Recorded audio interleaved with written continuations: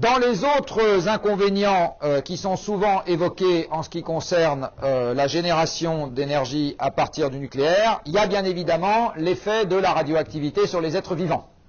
Alors l'effet de la radioactivité sur les êtres vivants, elle peut arriver de deux manières.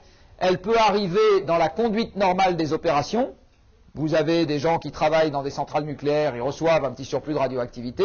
Vous avez des gens qui travaillent dans des mines d'uranium, ils reçoivent un petit surplus d'activité, etc. Il n'y a pas vraiment moyen de faire autrement. Donc ça, c'est une première irradiation liée à l'industrie électronucléaire. Et puis vous avez une deuxième forme d'irradiation, c'est celle qui n'est pas volontaire, c'est-à-dire celle qui est liée soit à une bombe qui explose, première forme d'irradiation qui n'est pas volontaire, soit à une centrale qui a un accident, et c'est aussi une forme d'irradiation qui n'est pas spécialement volontaire. Alors la première chose qu'il faut rappeler, c'est que tous les êtres vivants ne sont pas égaux devant les radiations. Vous avez peut-être lu des livres de science-fiction dans lesquels, après une guerre nucléaire totale, il restait sur Terre des rats et des cafards. C'est pas un hasard qu'on ait choisi des rats et des cafards, en particulier des cafards, parce que les insectes sont considérablement plus résistants que les êtres vivants à l'effet des radiations.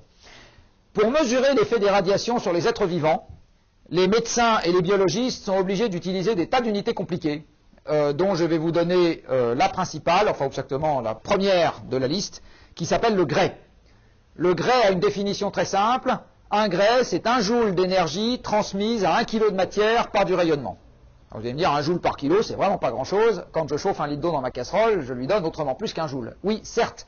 Sauf que comme c'est du rayonnement et que c'est ionisant, eh bien, 1 Gray, c'est déjà largement suffisant pour commencer à faire des dommages dans un certain nombre de tissus.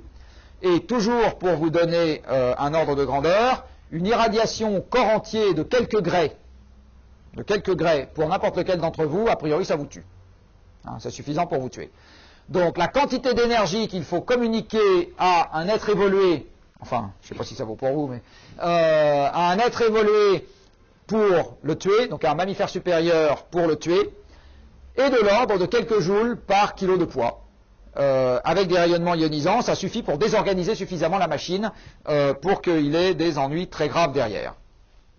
Quand on est dans des doses beaucoup plus faibles, heureusement, on n'a pas des résultats aussi immédiats, et je vous en parlerai un peu plus tard. Mais là, simplement, donc, vous avez ici la plage de doses létales pour les êtres vivants, en fonction de la nature de l'être vivant dont on parle, et de la dose en Gray. Donc ici, vous avez la dose avec une échelle logarithmique. Donc là, vous êtes à 10 Gray, là, vous êtes à 1 Gray, là, à 100, à 1000, à 10 000. Et ici, vous avez les différentes catégories d'êtres vivants. Alors, vous voyez, un virus, par exemple, il faut commencer à lui envoyer 200 ou 300 joules par kilo sous forme de rayonnement pour qu'il en sente la trace. Avant, vous pouvez bien faire ce que vous voulez, il s'en fiche. Si vous allez vers des êtres un peu plus évolués, comme par exemple les protozoaires, eh bien, vous descendez un peu plus bas dans le rayonnement qui commence à leur faire des misères, etc., etc.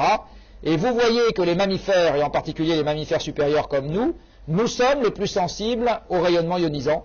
Ce qui veut dire que quand vous avez un accident de type Tchernobyl, il n'est pas très étonnant que le problème concerne essentiellement les hommes et qu'en ce qui concerne la nature, vous n'ayez pas de conséquences observables de manière significative. Et de fait, ça va peut-être choquer certains d'entre vous, c'est exactement comme ça que les choses se sont passées, l'accident de Tchernobyl a été, pour l'essentiel de la vie sauvage, une bénédiction. Parce que comme on a évacué tous les hommes d'un rayon de 30 km autour de la centrale, on a retiré le super prédateur qui complique la vie de tous les animaux de la zone en question. Et comme par ailleurs, on est dans des gammes de rayonnement dans lesquelles l'essentiel de la vie n'est pas enquiquiné par ce qui se passe, eh bien en gros on a fait une réserve naturelle.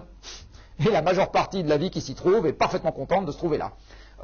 Tous les décomptes qui ont été faits montrent que tous les gros mammifères, par exemple, se sont mis à proliférer, donc il y a plein de sangliers, de cerfs, de daims, etc. Voilà, donc là, en gros, la vie animale, ça peut paraître étonnant, mais je vous rappelle qu'une réserve naturelle, ça n'est rien d'autre qu'un endroit où on dit à l'homme de ne pas mettre ses pattes. Hein. C'est essentiellement ça. Eh bien, le bénéfice lié à la disparition des êtres humains, pour la vie sauvage évidemment, hein, et a été supérieur à l'inconvénient du fond de radioactivité un peu plus élevé qui a été créé dans la région. Il y a une autre raison à cela, c'est qu'une bonne partie des êtres vivants ont des durées de vie qui sont significativement plus courtes que l'homme. Donc si vous avez des mécanismes biologiques qui mettent 20, 30, 40 ans à apparaître, bah, vous prenez n'importe quel animal qui vit 15 ans, c'est pas son problème. Hein.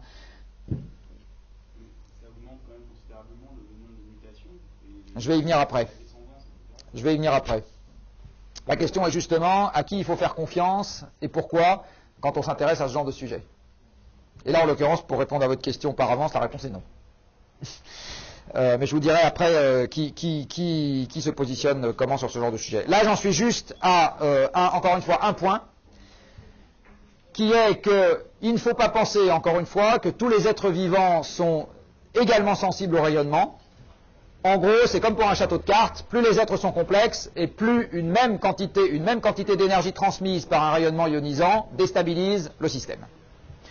La deuxième unité qui est utilisée par les biologistes pour caractériser l'effet des rayonnements est un truc qui s'appelle le sievert. Alors, le sievert, c'est comme le rapport du GIEC pour la presse grand public. Je ne suis pas sûr qu'il existe plus de 3 journalistes dans le pays qui sachent comment se définit un sievert. À mon avis, 3 c'est déjà beaucoup. Même moi je ne connais pas les clés de répartition de manière exacte. L'idée du sievert, c'est de moduler le rayonnement reçu. Donc vous avez une unité physique, j'allais dire, qui est une unité d'énergie par kilo. Ça c'est le Gray. Après, si vous voulez avoir une unité biologique, c'est-à-dire quelque chose qui vous permette d'évaluer les dommages, il va falloir moduler ça avec 2 paramètres. Le premier, c'est quel est l'organisme ou le tissu qui est irradié, parce que selon qu'on vous irradie la thyroïde, le biceps gauche, un os ou l'hémisphère droit, avec la même quantité de joules par kilo, vous n'avez pas les mêmes résultats. Et avec quel type de particules vous irradiez, parce que selon que vous utilisez bêta ou gamma, alpha c'est très peu pénétrant, sauf quand vous respirez, eh bien, vous n'avez pas non plus les mêmes effets. Donc les biologistes ont mis au point un truc qui s'appelle le sievert, et qui est une unité de conversion du Gray, enfin à partir du Gray, qui se calcule à partir du Gray, et qui ne se calcule pas de la même manière selon que vous avez affaire à des alphas, à des bêtas ou à du gamma, et selon que vous avez affaire à un tissu comme ceci ou à un tissu comme cela. Donc il y a une grande grille qui vous dit, ben voilà, un Gray, si c'est une irradiation bêta à la thyroïde, ça vaut tant de sievert, et si c'est une irradiation alpha dans les poumons, c'est tant de sievert, et si, etc. En pratique, l'unité qui est utilisée la plupart du temps, ce n'est pas le sievert, c'est un de ses sous-multiples qui est le millisievert. Et là aussi, il faut avoir quelque chose en tête, qui est que l'irradiation habituelle pour un Français est de l'ordre de 2,5 millisieverts par an. Alors c'est bien évidemment une moyenne, donc je prends ce que reçoivent tous les Français toute l'année, et j'en fais une moyenne par individu, mais c'est susceptible de varier d'une région à une autre et d'une altitude à une autre. Vous voyez par exemple que dans cette irradiation naturelle, une première partie de cette irradiation naturelle vient tout simplement des radios, des scanners et autres choses de ce type que vous passez. Parce que quand on vous envoie passer une radio, on peut soit on vous injecte, enfin je veux dire, on vous passe à des rayonnements ionisants, notamment les rayons X, et ça, qu'est-ce que je veux dire? C'est une partie, et même la majeure partie de l'irradiation que vous recevez chaque année. Ensuite, vous avez une partie des rayonnements ionisants que vous recevez qui est due au rayonnement cosmique. Et là, plus vous allez souvent au ski, plus vous en recevez. Plus vous prenez souvent l'avion, plus vous en recevez. Ici, vous avez l'exposition au radon.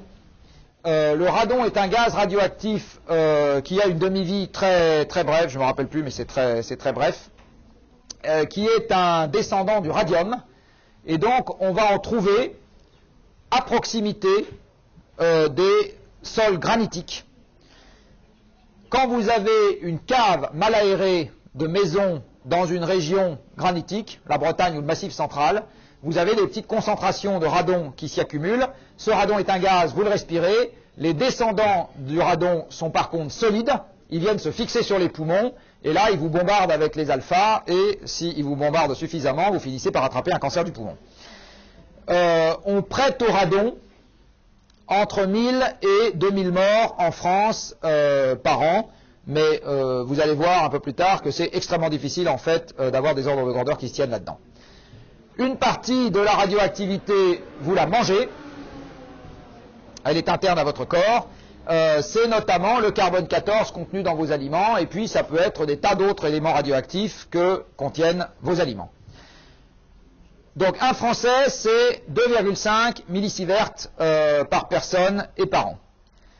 Si, au lieu d'habiter à Paris, vous habitez à La Paz, eh bien, à La Paz, à 4000 mètres d'altitude, vous allez prendre 2 millisieverts par an en plus. Aucun médecin ou aucune étude épidémiologique ne semble avoir documenté d'effet quelconque lié à ce surplus de radioactivité.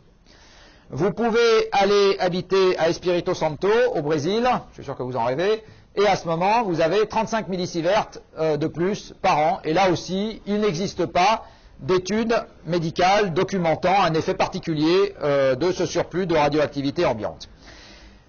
Il faut bien voir que là comme ailleurs, qu'il s'agisse de la radioactivité, du tabac, de l'alcool ou du LSD, les gens qui détiennent la vérité pour savoir si c'est mauvais ou pas pour la santé, c'est toujours les mêmes, c'est la profession médicale.